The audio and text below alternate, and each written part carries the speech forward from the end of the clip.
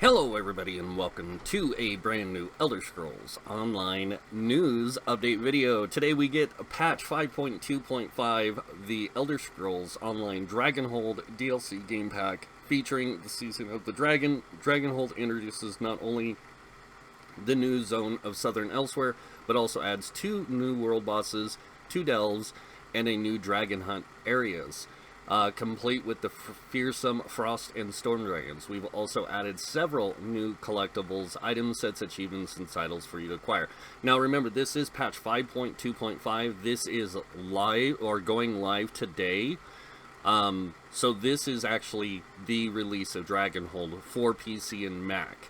It will not be released to consoles and stuff until the 5th. Alright, moving on.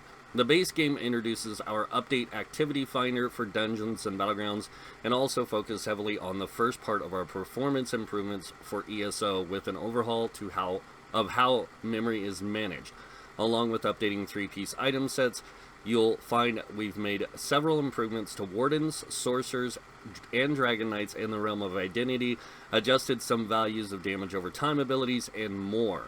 Note that due to the number of combat changes, we have reduced skill respecs to 0 gold for 1 week until October 28th at 10 a.m. Eastern date and time. We hope you enjoy this latest update, which is approximately 3.81 gigabytes.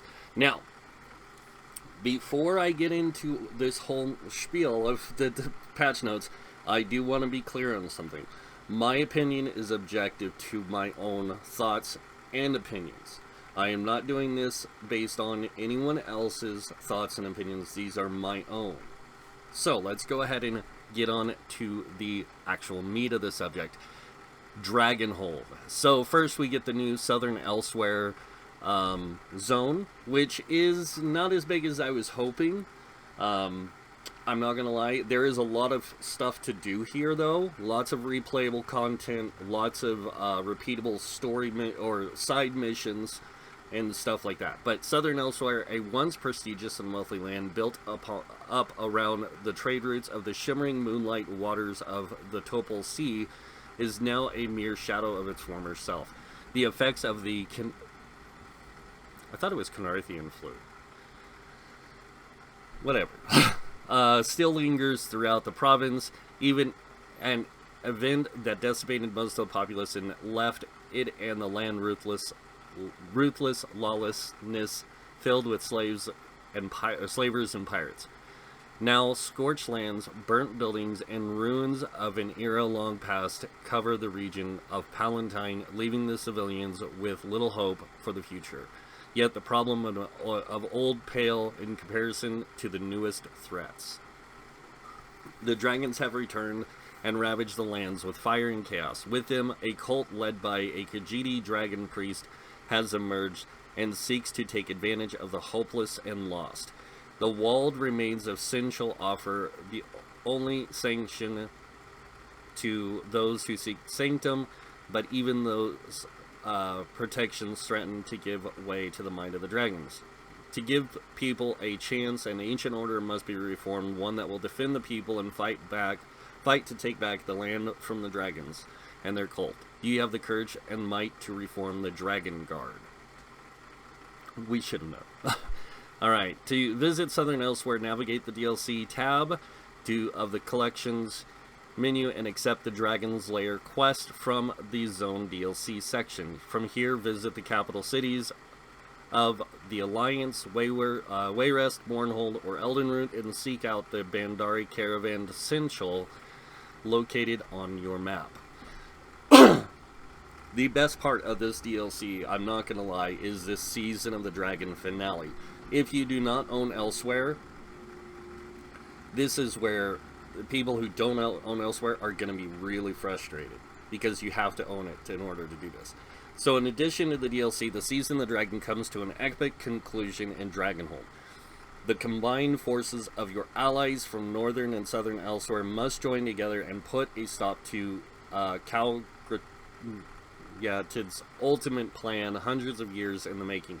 This Season of the Dragon finale is unlike anything we've done in ESO thus far, and to ensure story continuity makes sense, the special quest line will only become accessible once you have completed the main quest line of both the Elsewhere chapter and the Dragonhold DLC. You may do other quest lines in any order. Once both adventures have been completed, a messenger will arrive and put you on a certain path. Alright, so this is probably, in my opinion, the best part about the DLC.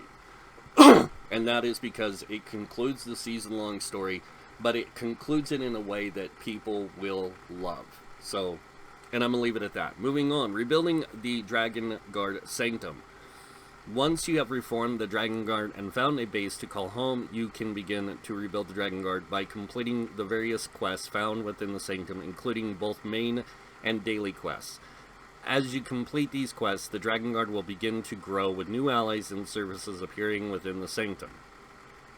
Some of the things you can unlock over time include a unique crafting station for the Ancient Dragon Guard item set, an achievement vendor. Those who help rebuild the Dragon Guard Sanctum will gain access to a new achievement furnisher who offers it a number of Southern Elsewhere themed furnishings for sale to the accomplished consumer or customer. A quest to unlock a unique crafting component for Dragon's Rerum, whatever, can be obtained by defeating the dragons after completing the Good Bits quest unlocked by helping rebuild the Dragon Guard Sanctum. After the Dragon Guard is reformed, your progress in rebuilding the headquarters is tracked by the Dragon Guard's or Dragonhold quest achievement line, beginning with a call to arms. New dragons, the Frost and Storm dragons, from the far reaches of Tamriel, have come out of hiding. Drawn to Elsewhere by their brethren, these fearsome creatures bring unique, devastating destruction magic to bear on those brave enough to face them down. Frost dragons summon fierce winter storms and cause frozen spheres to burst from the ground. Storm dragons call lightning from the skies and annihilate foes with fearsome blasts of shock magic. Rumors of dragons that manipulate the flow of time have also spread through the taverns and caravans of Elsewhere, as have tales of long-dead skeletons erupting from the earth to serve draconic masters. The creatures themselves have grown bolder, chasing enemies across the battlefield to rip them with tooth and claw. Dragons tire of their environs and take to the skies when they are not engaged. So those who dare challenge them must prepare to fight or give chase. These new dragons and dragon behaviors are found in both northern and southern Elsewhere. New item sets. So these are the overland sets. These drop from chests, world bosses, delves, and from the they can drop at the dragons themselves, and you can get them from some of the quest lines. So Marauder's Haste is the new light armor set. It's 2-piece mag recovery, 3-piece max magicka, 4-piece mag recovery, and then when you cast a damage shield ability, increase your movement speed by 20% for 9 seconds. A lot of people are calling this a new set for magicka in PvP. I do agree, but I also think this is going to be really good for those who do a lot of farming and stuff like that. This is going to be a great set for that. Dragon Guard Elite, this is the medium armor. This gives 2-piece weapon critical, 3-piece weapon damage, 4-piece stam recovery. This right here is a really good combination with, and I'm not going to say with what they get down here, but with the new changes. So recovery is becoming a thing that people are going to have to build around in this next update, even though that's something I've done for a long time, but it's going to be more prevalent because of how sustain works now. So, alright. The 5-piece. You gain a stack of Dragon Guard tactics for 5 seconds when you deal direct damage to any enemy in front or from the front or sides. You up to 5 stacks. Each stack of Dragon Guard tactics increases your weapon critical by 476. You can only gain 1 stack every 1 second. Now this goes in great combination if you're a solo player with things like Hunting's Rage, Night Mother's Gaze, the Gladiator set, any set that gives you 2 things of crit and weapon damage or max stamina, this goes in great combo with. Alright. The Sensual Defender, the heavy armor. So you get max stamina, health, and magicka on the 2 through 4 piece. The 5 piece deal direct damage with a non-heavy attack, grants you 1 persistent stack of Sensual's duty, up to 10 stacks. After dealing damage with a fully charged heavy attack, restore 535 stamina and magicka for each stack of Sensual's duty and consume them. You can only gain 1 stack of Sensual's duty every second. So anytime you deal damage with a light attack or any of your sword and shield abilities, or even if you're using a two-handed weapon, as long as you don't throw a heavy attack, you can build these up and then throw this out, and it's going to give you stamina and magicka. This is actually a really good beginner set for tanks. How well it is later on in towards, let's say, the mid-game, or even moving into trials and stuff, I don't know. I didn't really get a chance to test it that far, but I will say that it works out really well, even for solo players, as a kind of like hybrid go-to set. So there is 3 crafted sets as well. There's the Ancient Dragon Guard set. Note, this is unavailable until the Dragon Guard headquarters is sufficiently restored. This is not an easy task. I'll just leave it at that. So the 1 or 2 piece adds max health, 3 piece weapon and spell damage, 4 piece weapon and spell critical, and then the 5 piece gain 300 weapon and spell damage while your health is over 50%, gain bonus physical and spell resist while your health is below 50%. This is actually a really, really good hybrid set. But on top of being a really good hybrid set, it's a really good kind of, I don't want to say a hybrid tank set, but it can be. And it just works out really well. But I really like this for hybrid play. It gives you all the tools necessary. You get the weapon and spell crit, you get the weapon and spell damage, and then you get the 300 weapon and spell damage, which plays so well into a solo build or a hybrid build. Alright, Daring Corsair, this is the new stamina medium set. At least a lot of people think that, but it's more of a, again, another hybrid set. So the 2 and 3 piece are stam and mag recovery. The 4 piece is spell and weapon crit, and then the 5 piece reduce the cost of your weapon abilities by 10% or stamina, both. After casting a weapon ability, gain minor heroism for 8 seconds, generating 1 ultimate every 1.5 seconds while in combat. This effect can occur every 8 seconds.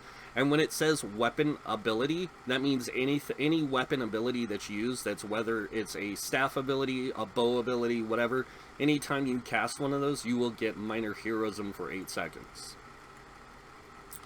New Moon Alkalite. Now this is by far the best hybrid set ever added to the game. This is going to definitely put hybrids in a place in the game. I know a lot of people are like, oh, this is the new in-game meta set.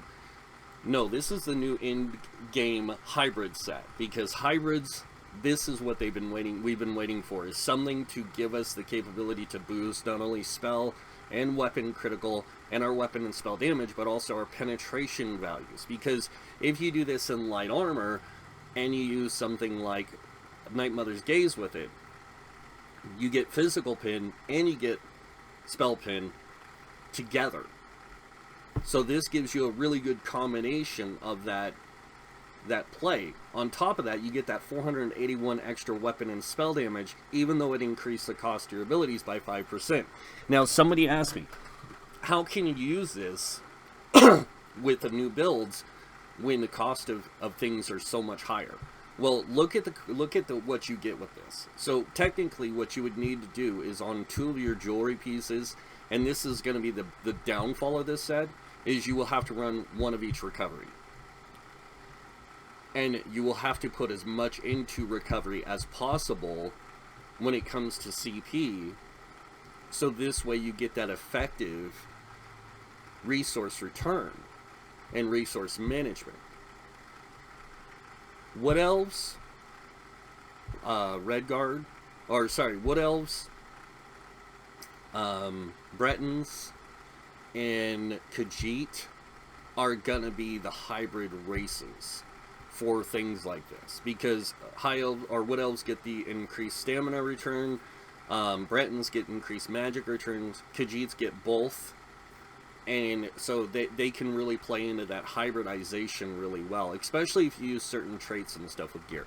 So all these sets, the crafted sets, are really good. Personally, I want to get the Ancient Dragon Guard set for one of my characters, because I think this is going to be a really good combination to go with the build I want to do for them.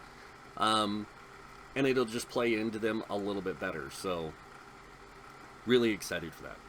Alright, so we got new achievements and titles and collectibles. I'm not going to go through all these, but there is a lot. As you can see, dies and titles, there's like 10 of them.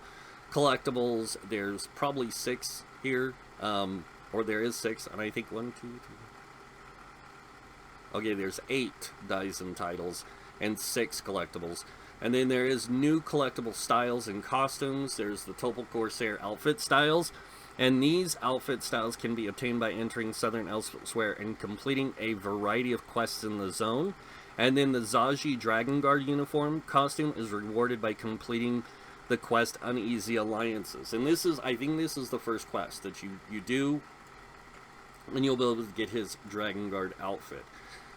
New motives, Dragon Guard motive chapters, as well as the associated style item gilding salts, are obtained by completing daily quests from the Dragon Guard, from Chisbari, the Chipper and Drenched Interpreter, and the Dragon Guard Taskmasters. So, the final wing of the Hall of the Lunar Champions is also available in this. Once you complete Dragonhold, the questline, the final story, you will unlock the last piece of the Lunar Champion,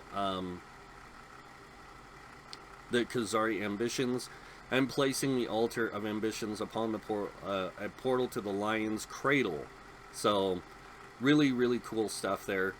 And then, base game stuff, updated the Activity Finder, so they adjusted Dungeons, Activity Finder, Battlegrounds, and Alliance War. This is actually awesome. It's a really great improvement.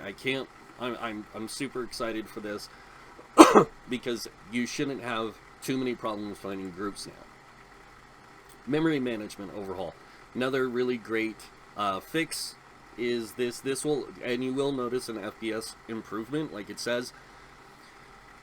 And then there's the new Battleground Runner weapon outfit style. This is from playing Capture the Flag, or flag games in the Battlegrounds. And then they have a new 3-piece item set updates.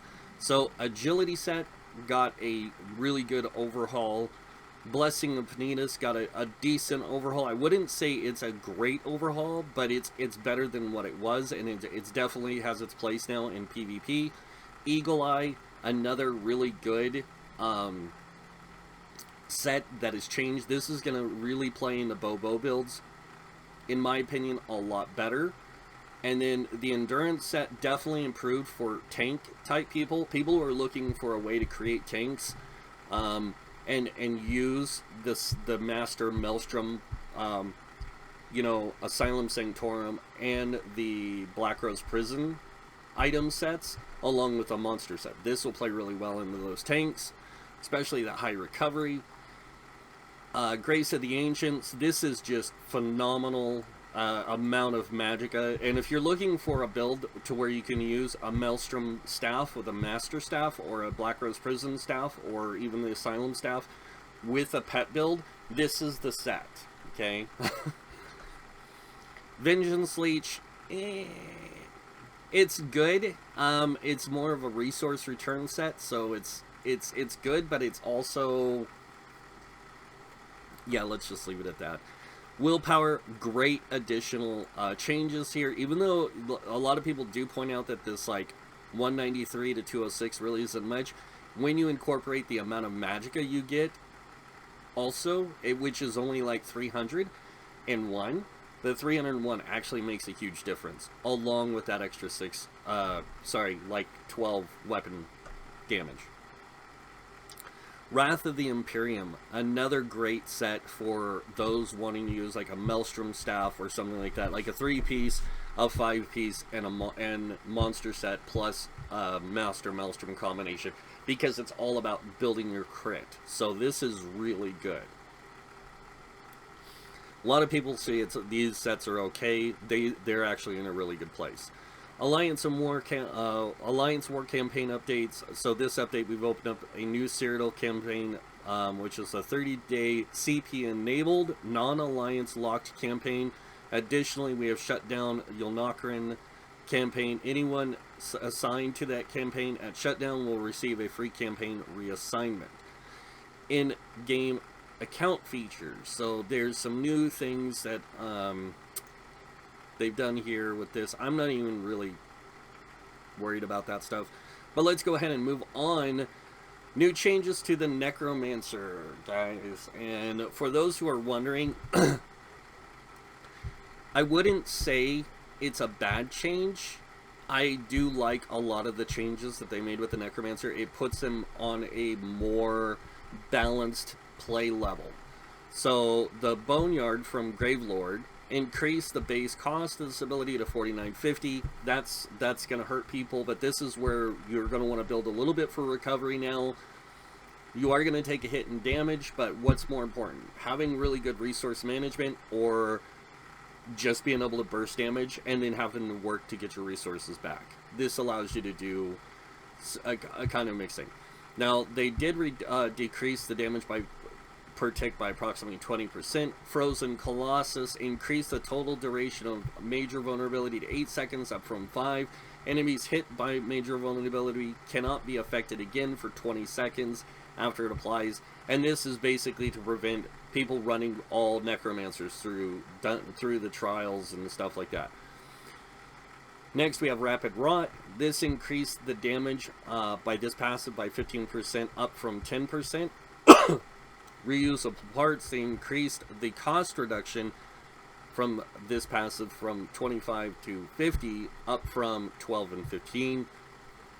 Shocking Siphon, they decreased the damage by this morph by 20%. Skeletal Mage, they decreased the damage of this ability in this morph by 40%.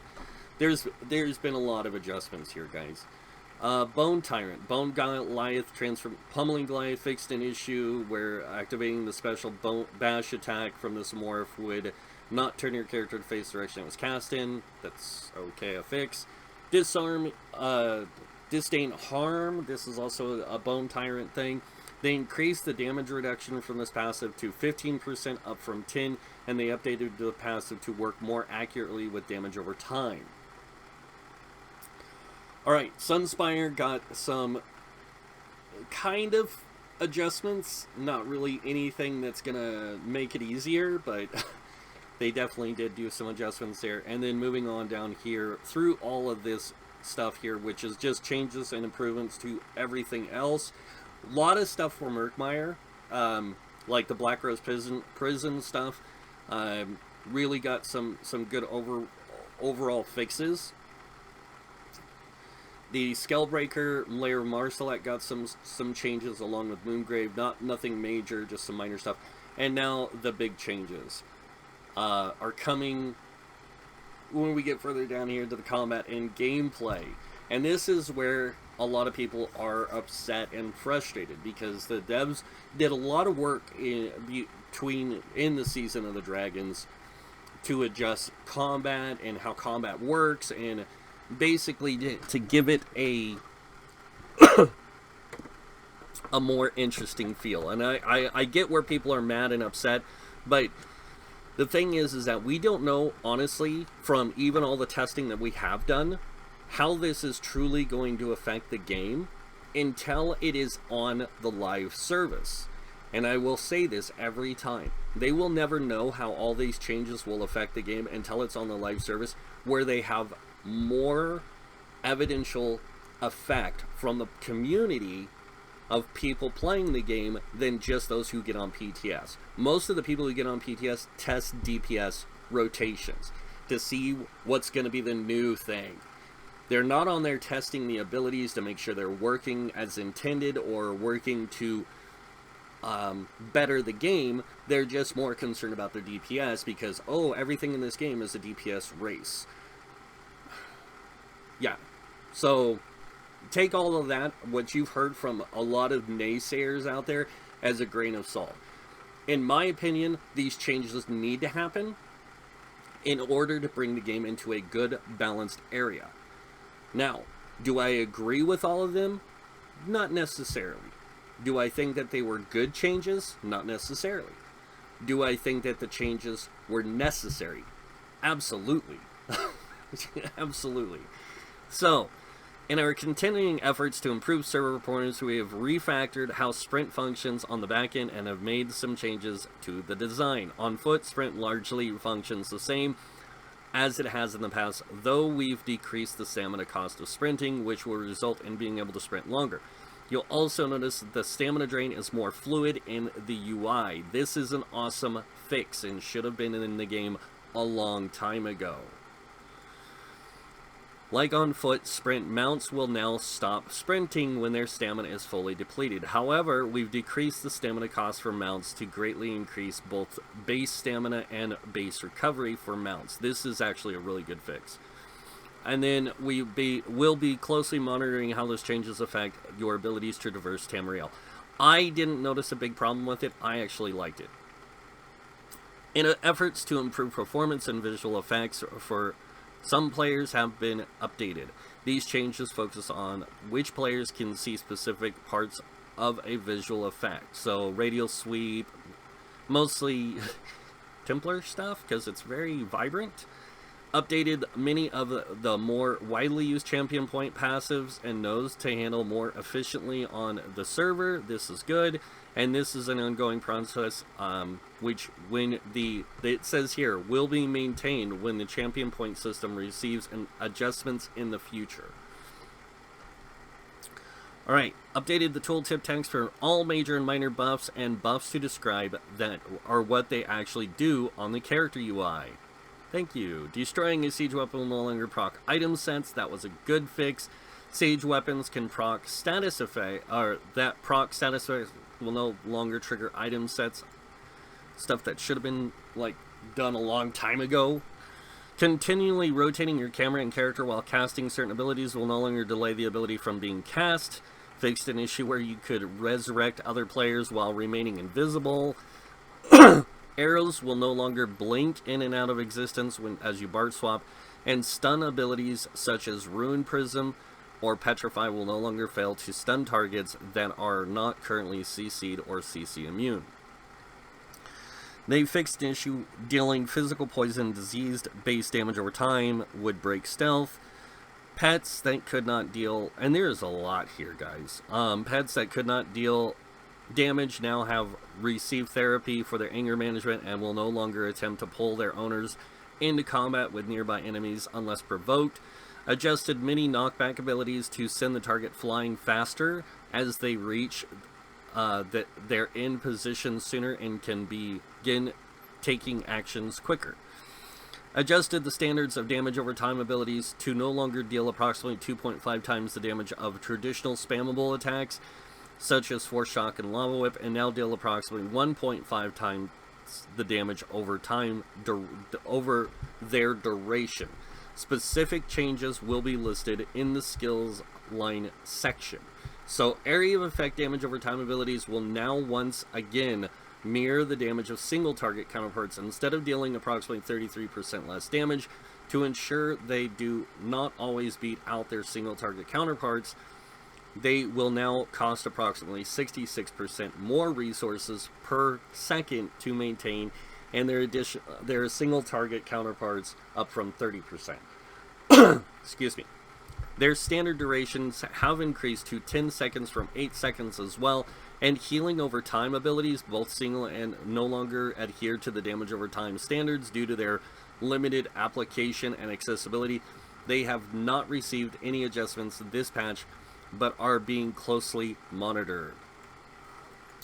Many morphs that change the behavior of the original parent, such as Eruption or Solar Barrage, are not fully adhered to some of these adjustments, such as power or cost. Whew. Player source snares are now additive with movement speed rather than multiplicative. This will reduce the overall effectiveness of snares in PvP scenarios. Note the monsters will continue being special snowflakes with their own special rules. Auras and abilities such as Ebon Armory will no longer fall off of allies when bar swapping from an active 5-piece bonus via weapons. So this is going to change a lot. It's going to make Ebon Armory viable as jewelry and weapons now. So all those people who used to play that in the past, you can actually go back to it and you can change out your 5-piece body sets to whatever you want. This is really great. I actually like this. Abilities and item sets that grants physical and spell resistance now grant an equal amount of both as a singular stat armor rather than 2 separate stats. Many item sets that granted X spell and physical resistance now grant 0.5 armor.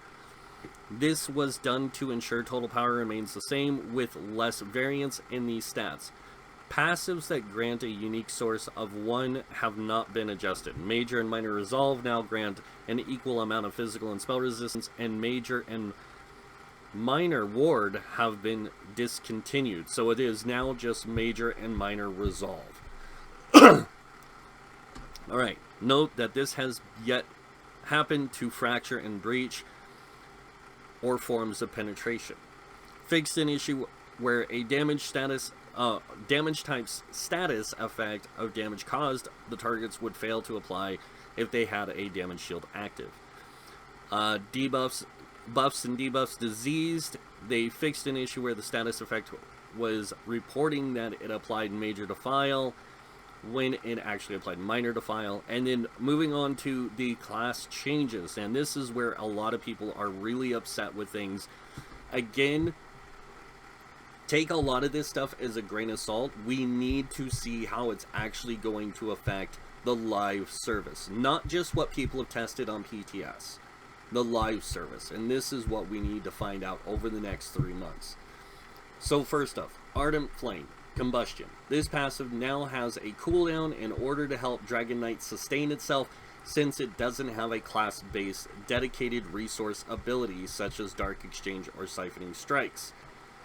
Fiery Breath. This ability in its morphs now lasts 10 seconds at the base, up from 10, increase the cost of 3510 up from 2808, and they reduce the damage per ticks of both of them, the ability in its morphs by 20%. Engulfing Flames. This ability's bonus flame damage modifier now uses both your spell and your max magicka rather than only spell damage to allow for more builds to engage with the morph. I am happy with this. Searing Heat. Fixed an issue where the rank 2 of this ability was applying its damage done to all Ardent Flame abilities rather than only the listed ones. They increased the damage bonus to 33% up from 10% to help distinguish the Dragon Knight's damage over time abilities as superior to others. Okay, that's because Dragon Knights are superior to others when it comes to damage over time. Searing Strike. This ability is morphs now lasts 2 seconds or 10 seconds. Increase the base cost to 2970 up from 2160. This ability is morphs now gain the new functionality of immediately applying their respective status effects to the enemy upon cast. They reduce the damage of the tick over time portion of this ability by 47%. Venomous Claw. They increase the ramping bonus damage per tick of this morph to 17, 18, 19, and 20%, up from 9, 10, 11, and 12%. This is going to make Venomous Claw really good, even though a lot of people think that it got super nerfed. It's actually going to, with the changes to this and Searing Heat, this is going to really improve some gameplay with the Dragon Knight, in my opinion. Alright, Earth and Heart. Molten Weapons. This ability in Morphs now grant both Major Brutality and Sorcery at base. Now, any skill that you have in the game that granted Major Brutality and Major Sorcery now grant both, except for one. And that is the Mage Line skill that gave you Major Sorcery. It only gives Major Sorcery. It doesn't do Major Sorcery and Brutality. Alright, so Molten weapons, and this goes for all morphs of it. Both grant that. So this ability, the igneous weapon, this morph now increases the duration to 42 seconds at rank 1, up from 32. It also increases the radius to 36 meters, up from 28. That has a massive range, by the way.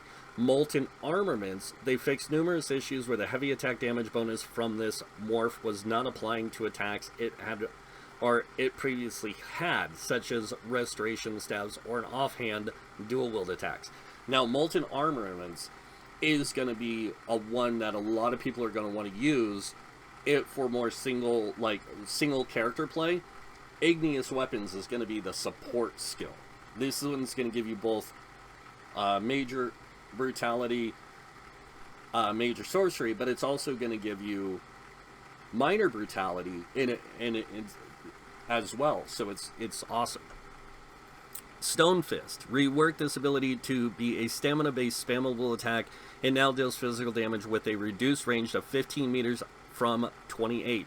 This is actually really good. They also increased the damage by approximately 66%, but no longer deals double damage if the target was stunned. This ability no longer stuns the target outright, but instead applies a stack of stagger to the enemy for 5 seconds. After 3 stacks of stagger, the enemy will be stunned by the next Stone Fist cast them, including from the other Dragon Knights. If the target was stunned, all stacks of stagger are removed. They reduced the cost to 34.43 from 40.50 and updated the visual effects of this ability and the Stone Giant morph. Stone Giant, this morph no longer grants minor resolve after casting, but instead enhances the stagger mechanism, where enemies affected take 45 extra damage from any attack per stack. This effect cannot stack from unique sources, or this effect cannot stack from multiple sources. Obsidian Shard. Really interesting one. This morph remains the healer focused ability. They increased the healing by 3.3% as it was missing rank progression, and this morph now deals fire damage instead of magic damage and heals 2 friendly targets up from 1. This is going to be good for the healer Dragon Knight because they needed a burst heal that was effective, but just wasn't single target. Now we got one that can do main target and somebody else, which is really good. Nightblade, Assassination, Grim Focus. Increase the duration of this ability up to 40 seconds, up from 20 seconds. They removed the minimum travel time of the Bropot from this ability since they are slower than other projectiles such as Crystal Fragments or Snipe. Relentless Focus. This morph now lasts 60 seconds at rank 4 instead of 30 seconds. This means you're going to have more uptime of being able to proc this. So you will cast it and you won't have to worry, recast it every so many seconds or every 20 seconds. Now you get it for a minute, which is really good. Teleport Strike, they updated the duration of the minor vulnerability to 10 seconds to match its morph's duration. Lotus Fan, this morph now applies minor vulnerability to all enemies hit rather than the original, and they increased the duration to 10 seconds up from 8 seconds. They decreased the damage per tick by approximately 40%. I like the Lotus Fan change. Gonna definitely have to test it out. Shadow, Aspect of Terror, fixed an issue where this ability in Morphs would fail to display effects in animation cancel. Path of Darkness, Twisting Path, they increased the damage per tick of this morph by approximately 50%. That is awesome. Shadow Cloak, Shadowy Disguise, fixed an issue where the critical bonus from this ability could be consumed by abilities that could not critically strike. Summon Shade decreased the damage per hit of this ability in Shadow Image Morph by approximately 31%, and they fixed an issue where the attacks from this ability in this morph were heavily desynced from their animations. Shadow Image, they updated the tooltip information from this ability's teleport range to always respect the displayed value. It will no longer appear to scale with things like Battle Spirit or Propelling Shield.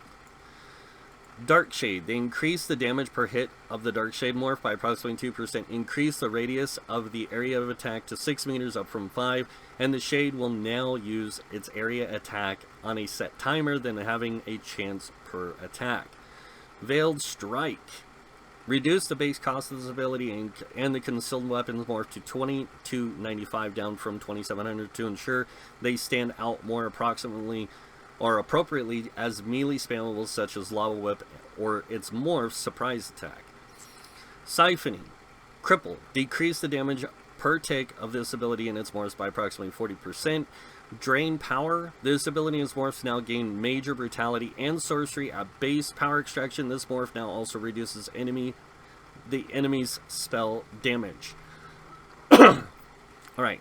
Soul Shred. Soul Tether. This morph now also heals for half of the damage dealt upon the initial hit in order to help increase the defensive nature of the skill when you successfully cast it. Alright, moving on to Sorcerer now. Daedric Summoning, Bound Armaments morph. They reworked the whole skill now. So they reworked the ability into an offensive skill. Activating the ability no longer grants block mitigation for 3 seconds, but instead puts 40-second duration effect on you that summons a bound dagger. Anytime you deal damage with a light or heavy attack within a maximum of 4 weapons. Okay, with a maximum of 4 weapons being able to be active at any given time, reactivating this ability causes the weapons to prime and quickly seek the target after a short delay. The ability continues to passively increase max stamina and damage dealt with light attacks. Updated the sound effects of the summoning bound daggers with this ability. Now this is really cool. You get these daggers that appear over your head, you get 4 of them, and then when you activate the ability for a second time, it sends all 4 shooting out at your opponent. It's actually quite good, but there is a delay. Charged Lightning Synergy. Fixed an issue where this synergy was not properly applying the minor or major berserk to the Atronach it came from. Daedric Curse, Daedric Prey. Reduce the damage bonus of pets to 20% down from 40%. This was done to offset some of the reliance of the skill since some of the damage has been reincorporated into pets' base attacks. Alright, Unstable Familiar. They increased the cost of the special active ability from this morph to 4,500 up from 2,808 and increased the duration of the special activate to 10 seconds up from 10. The base cost of summoning these abilities has been streamlined to 3510. Summoning Unstable Clan Fear. This morph now scales off of your max stamina rather than magicka. Be happy. Finally. They decreased the cost of the special activate to 4,500 down from 4,808, and the area of effect attack now deals the same damage as the base attack but hits in a 6 meter radius up from 5. They fixed an issue where the AoE attack would cause the Clan Fear to reevaluate its purpose in life for 1 second after casting, lowering its potential DPS. So that's been fixed. Summon Wing Twilight. They increased the heal of this ability in the Twilight Matriarch morph to be closer to the heal power of Rush Ceremony. This will result in approximately an 87% increase of the base and approximately 55% increase to the Matriarch. Note that these abilities will continue to scale exclusively with Max Magicka. This is awesome. This is going to make Sork Healers a thing again. Great. They increase the damage of the base attack. Base attacks of these abilities by approximately 20% per hit. Storm Calling, Bolt Escape. The fatigue from this ability and morphs now apply only if you successfully teleport 1 meter or more instead of whenever you activate the ability. This ability no longer stuns targets in a 4 meter radius from your origin location, but instead stuns targets in a 6 meter radius at your final location. They fixed an issue where you could become stuck in place by attempting to cast this ability or any of its morphs when a target was outside the line of sight.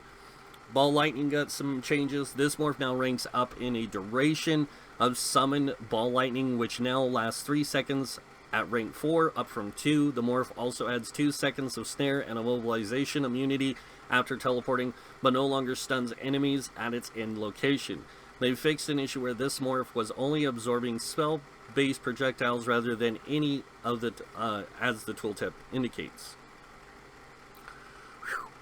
Okay, we're getting through these guys. Streak. This ability now creates a cone behind you after casting that damage and stuns enemies inside of it.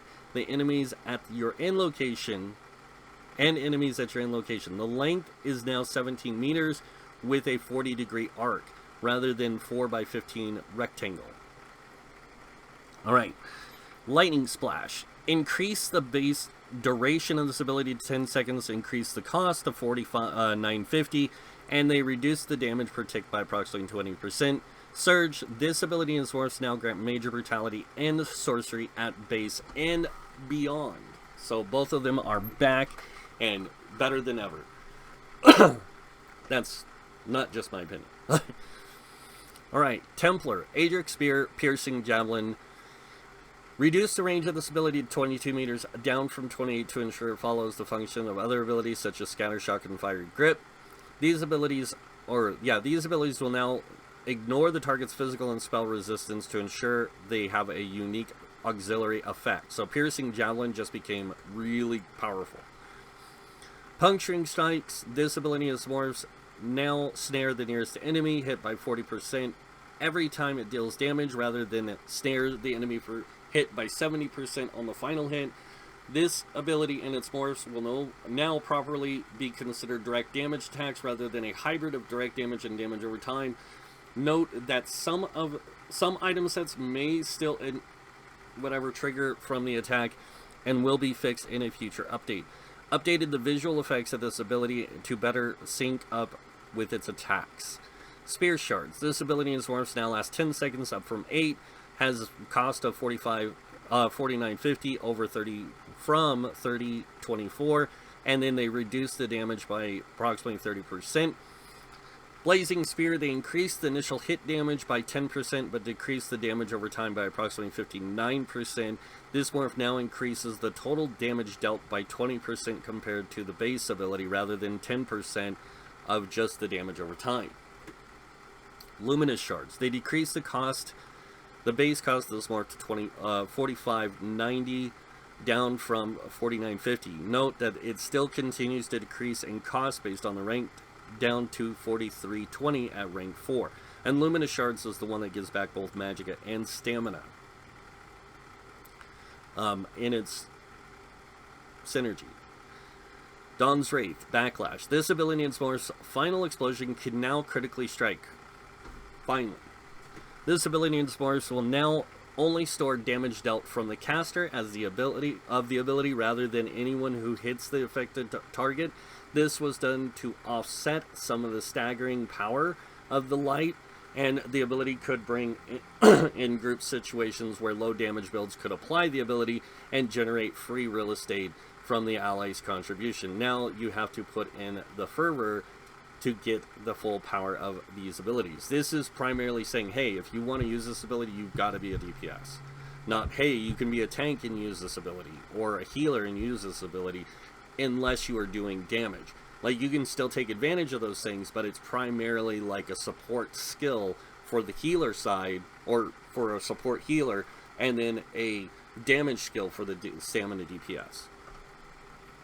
The heal over time from this ability will now, as the tooltip insinuates, always apply after the effect ends via any means such as being purged, being recast, or ending naturally. The light cannot be stopped and shall purify all. This also means that purifying light will count for one less negative effect from purging. Eclipsed. Fixed an issue where applying this ability in Unstable Core Morph to a target before the original expired could cause issues with the cooldown of the effects. Living Dark Morph. This morph now only snares targets for 60% rather than immobilizing them, and it reduces their healing by approximately 10%. Unstable Core reduced the initial and secondary damage dealt by this ability by approximately 44%, and the final hit by 25%. These attacks now happen in a 5-meter radius around the target, as the visual insinuates. Alright, Solar Flare, Solar Barrage, increase the duration up to 8 seconds from 6 seconds, and decrease the damage per tick by approximately 15%. Sunfire. Fixed an issue where the major prophecy from this ability and its morphs would only occur if you dealt damage rather than upon activation, as the tooltip states. increase the base duration of this ability to 10 seconds from 8, and they increase the cost to $29.70 up from $23.67, and they decrease the damage over time of this ability by approximately 47% per tick. Restoring Light, Restoring Focus, fixed an issue where this ability was unable to be cast while silenced, and then the Rite of Passage fixed an issue where this ability could cause health desyncs when used. Yeah. Warden. Some of the best changes happened to the Warden, I'm not gonna lie. Betting Etch, this ability in its morph will now grant Major Brutality and Sorcery at base, but the base ability no longer applies Restore Magicka every second while active. These abilities now remove one negative effect from you every 5 seconds, and they reduce the duration to 19 seconds from 22 on the base ability. Blue Betty. This one restores Magicka and reduces the final duration to 25 seconds from 27. And then Bull Netch gives you stamina back and then reduces it to 25 from 27. I think it's just to keep that 5-second thing, but you do remove 5 negative effects over time. Dive. This ability has received new functionality to help stand alone as a spammable, but receive some reduction to the base functionality that were in place to make up for the fact that it lacked any gameplay altering effects. They reduce the damage of these abilities by 10% and increase their base cost to $2,700. If you are at least 7 meters from the target upon dealing damage with these abilities, you now set them off balance. Cutting Dive. This morph no longer reduces the cost of the ability beyond the standard stamina cost reduction. It now applies a bleed to targets for 7 seconds if they are off balance, which can stack up to 7 times. So a very, very powerful spammable for the Warden, especially a Stamina Warden. Alright, Swarm. They increase the cost of this ability to $29.70 to encapsulate their new functionalities. These abilities now apply minor vulnerability to the target for the duration of the dot, and they decrease the damage per tick by approximately 40%. Growing Swarm. This morph has been redesigned into a stamina-based ability that deals bleed damage. The Swarm no longer spreads to nearby enemies upon completion, but instead deals damage to enemies in an area around the initial target. This damage is roughly 50% of the initial target's coefficient. Note the vulnerability still only applies to the initial target. Winter's Embrace. Arctic Wind. Best change ever. This ability and its morphs have regained the original functionality of Arctic Blast and deal frost damage in a 6-meter radius area around the caster while the heal over time persists. The damage scales with your max Magicka and spell damage to prevent compounded power for tank builds. Arctic Blast. This morph no longer converts the ability into an awkward projectile stun. Instead, this ability has inherited Permafrost's old functionality, where enemies hit 3 times in rapid succession with the ability are stunned. This stun cannot be blocked. This is awesome. Crystallized Shield, Crystallized Sab. This morph now has a 500 millisecond internal cooldown on the damage return and Magicka refund, similar to other abilities such as Dragon Fire Scale and Living Dark. Impelling Shards. They reduce the cost of this ability to 3240 from 3510. Winter's Revenge morph. Increase the damage of this morph by approximately 44%. This will allow it to stand out from other damage over time abilities. Piercing Cold. Increase the bonus damage of this passive from 5 to 10%, up from 3 and 6%. This just made Wardens like super powerful magic wise and frost wise, because Piercing Cold I think is the one that increased the damage to frost and magic based damage by 3 and 6%. Now it's 5 and 10%. This makes them super powerful with frost and magic damage, period. This is good. Really good. Sleet Storm, Northern Storm. The max Magicka granted from this morph is no longer enabled passively by slotting. Instead, it is granted for 30 seconds after activating the ultimate. Increase the amount of Magicka granted to 9% from 8%.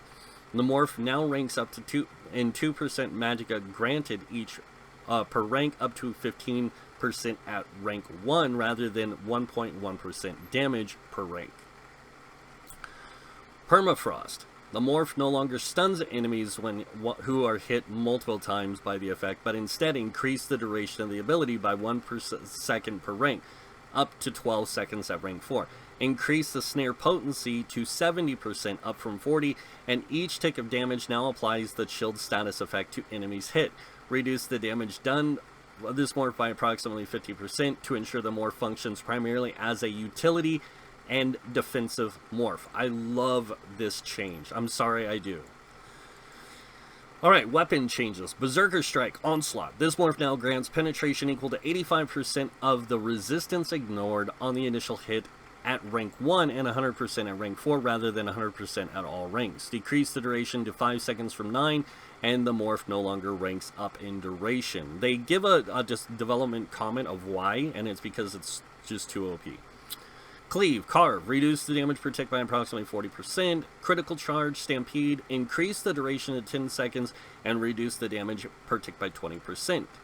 Momentum, fixed an issue where the animation for this ability would fail to display if you had a longer source of major brutality on your character. Reverse Slash. So, and this one but doesn't give major sorcery. This is one that does only major brutality. So, and same with the dual wield. Minor or Reverse Slash. Reverse Slice, fixed an issue where the AoE damage of this ability could critically strike. Since the initial hit can already critically strike, this was effectively allowing the attack to double crit, contributing to a tremendous power spike. Uppercut, reduce the damage dealt by this ability and its morphs by approximately 16% to ensure it does not eclipse other damage abilities such as dots.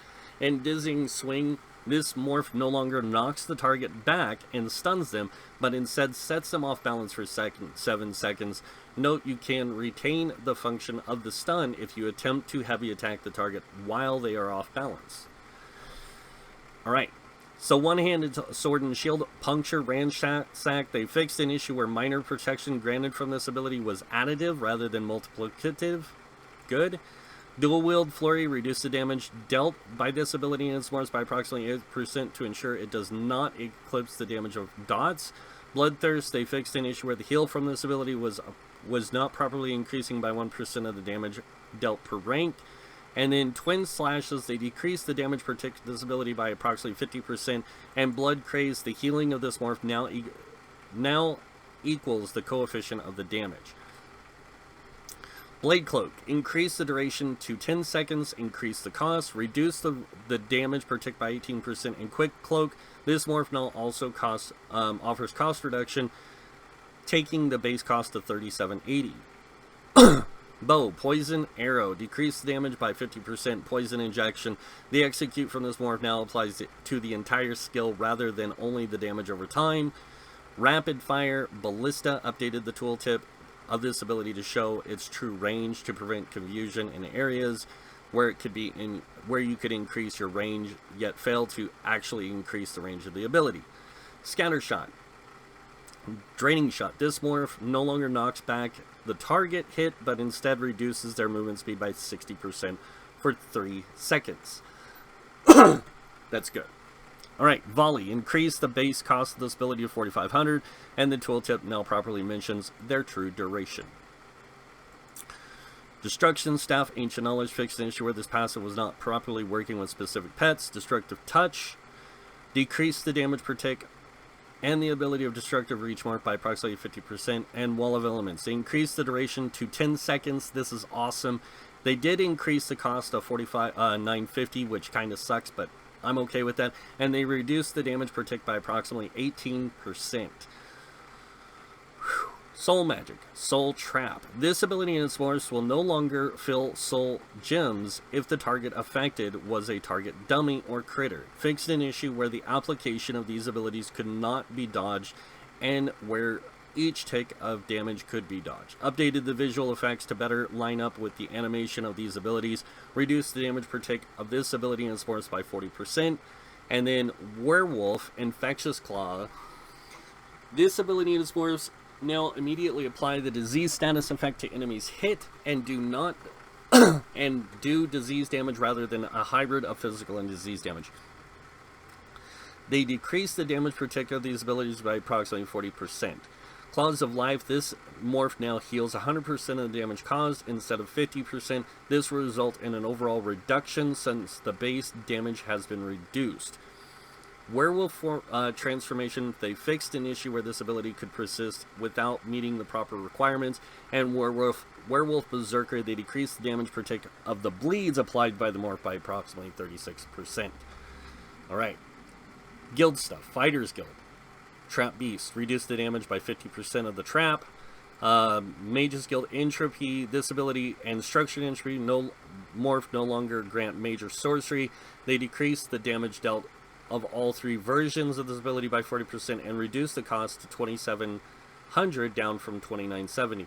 Degeneration, this morph no longer grants magicka back when hitting an enemy affected by damage over time, but continues to grant major sorcery from its original duration. Fire Rune, Scalding Rune, reduce the damage per tick of this morph by approximately 36%. Psijic Order, Min Wounds, fixed an issue where the animation of the heavy attack of this ability and its morphs, you can no longer attempt to fail to heal the wildlife of Tamriel with the heavy attack from these abilities. Okay. Undaunted, Spawn Broodlings, fixed an issue with, Trapping Webs, this ability now lasts 10 seconds, and fixed an issue where the granted from these abilities was less longer than the ability that housed it. Alright. Warhorn. This ability can only apply to group members rather than allies. This is a crappy thing, but okay. Cleanse. They reduce the healing per negative effect of this morph to 5% in rank 4 from 10%. Imperial Red Diamond passive, they fixed an issue, and then the champion system synergizer, this passive now displays as visual effect when triggered. Right, itemization item sets. So lots of changes with potions and poisons and all that kind of stuff. The physical and spell resistance one, potions and increase that, major resolve and ward. Now instead grant a unique value of resistance, and it can be applied with your major ward and major resolve. So it can work with it. Fixed an issue related to Ravage Health and Creeping Ravage Health.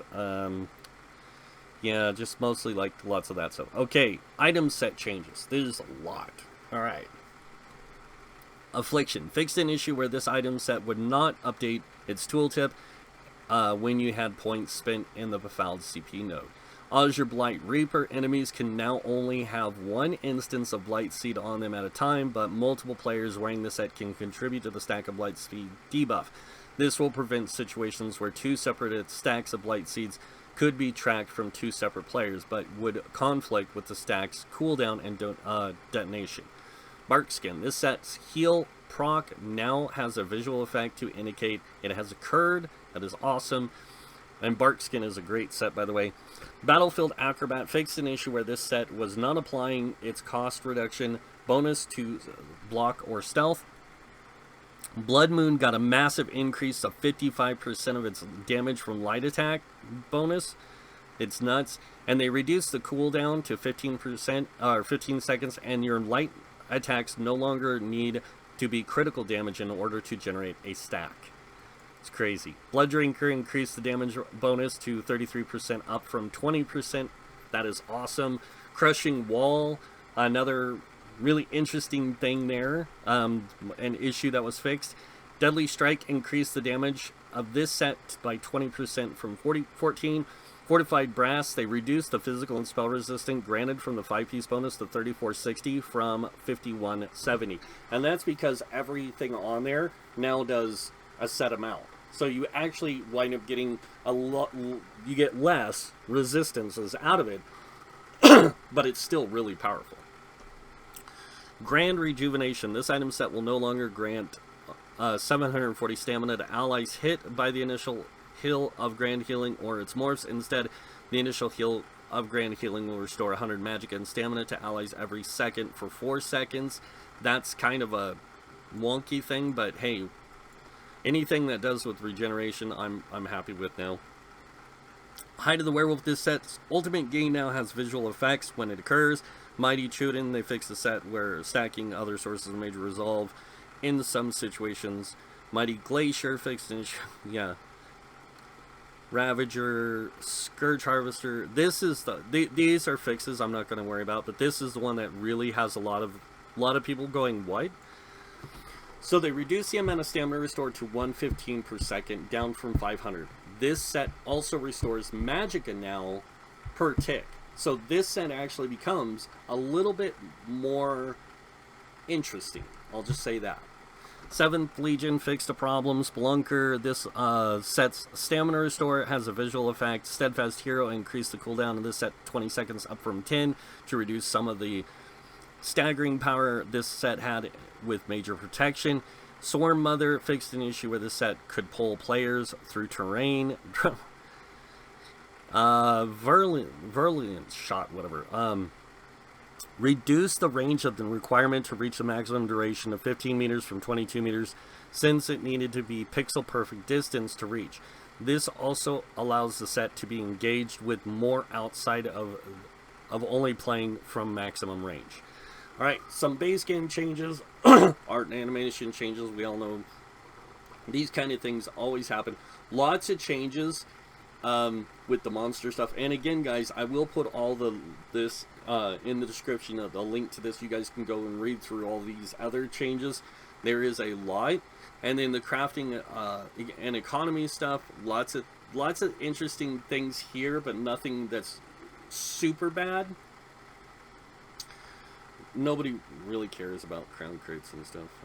Come on. Dungeon stuff, lots of changes here. So in Fungal Grotto 2 and Vaults of Madness, some changes that might want to be looked at by some people.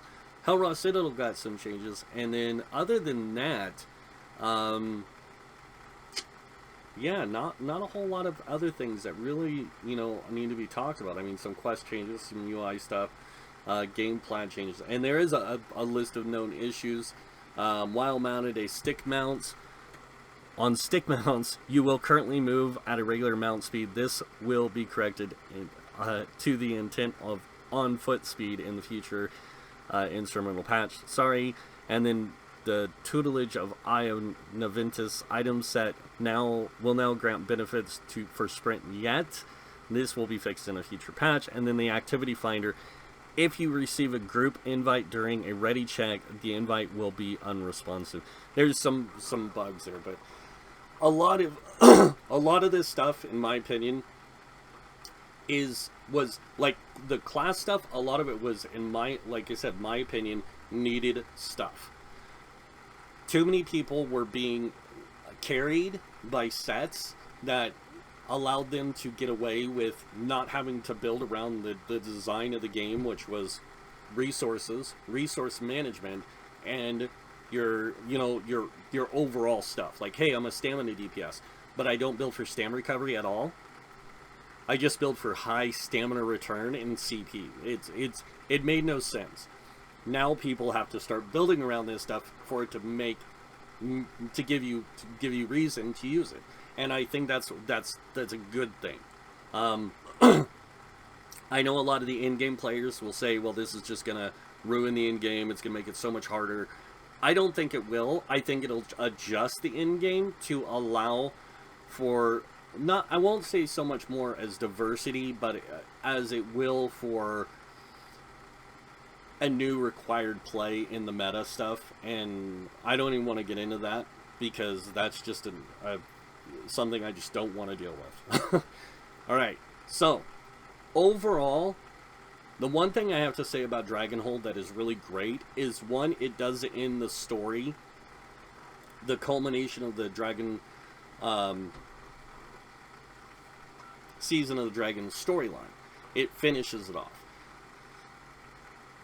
A lot of people are upset that it doesn't add anything truly end-game, but that's basically based on people's interpretation of what they think in-game is. Some people's in-game is doing trials and dungeons, and some people's is doing PvP. Some people's is crafting. Some is just doing the quests. There's so many different interpretations of what people consider to be in-game that pretty much whatever you want to be in-game is your end-game.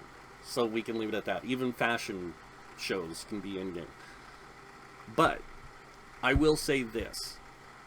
Am I upset that they didn't add something for the in-game community, the hardcore trial runners and stuff? No, I'm not.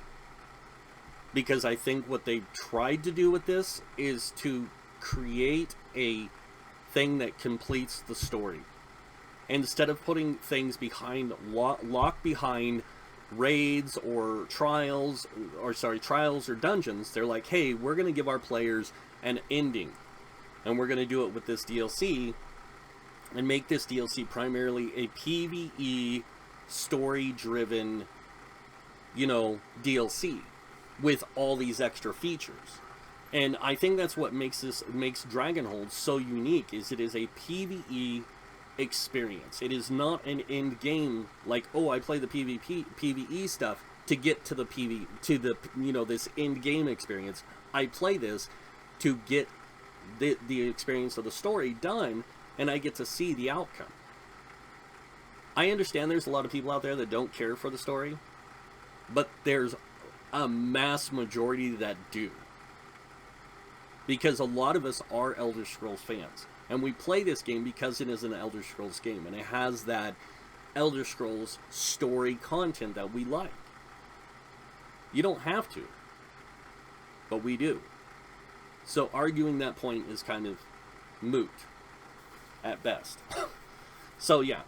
Really excited for this. I personally am stoked for Dragonhold. It's probably going to be something that's going to bring me back for a couple months at least to play through with, because I want to get my Warden, really get my Wardens fine-tuned in this update, because with the changes, I really want to see what I can do with a Warden, both on the side of a Magicka-based character and a Stamina-based character, because I know Stamina healing is going to be great with them, and some of the new sets are really going to play well with that, and of course not only play well with that, but also with the hybrid idea. So I'm super excited for that. And then the other one is the changes to Templar. I'm really excited to get in and get on my Templar and see what I can do with her now, and not just my main, but also my Khajiit hybrid, because lots of things are happening with hybrids, and I really can't wait to get in here and mess around with it. So, as for builds, here's the thing's going to happen, guys. Starting tomorrow, I will start releasing builds. I'm going to do mostly solo builds this week. And then starting next week, I'm going to do probably DPS builds, just to get them out of the way. Then I'll do tank builds, then I'll do healer builds. And you guys might see something interesting in the healer aspect, or healer range, because I have some ideas there. And I also have some hybrid builds that I will be introducing along with these other builds. So like tank builds, healer builds, and damage dealer builds. I will be doing some hybrid stuff in there as well, to just kind of give you guys some overarching ideas of ways that you can play. And for the person who asked me, is Meridius Guardian coming back? Yes, Meridius Guardian will be coming back, and it is not getting reformatted in its design, but the way it plays and its structure of the build is changing some. So I found a new way to play it, and I like it a lot. Some other people might enjoy it too. So let's just leave it at that, and that's where we'll leave this video. I hope you guys enjoyed it. I am super stoked for Dragonhold. I know a lot of people aren't, because it's a PvE whatever, but I've been wanting a DLC like this for a long time. Something that's not just, oh, well, I'm playing through this just so I can get to this in-game experience, or I'm just playing this for the raid or the trial to get the new sets. I really want something where I can play into the meat of the story and the lore of the game and all that, and this is what I'm excited for. So, but that's pretty much it for the video, guys, and you guys know what is coming next. So if you guys like the video, you can hit that like button. If you guys want to see more videos by me, you can subscribe. Other than that, I want to thank you all for watching. Until next time, have a wonderful day, and this guy might see you in game. Bye.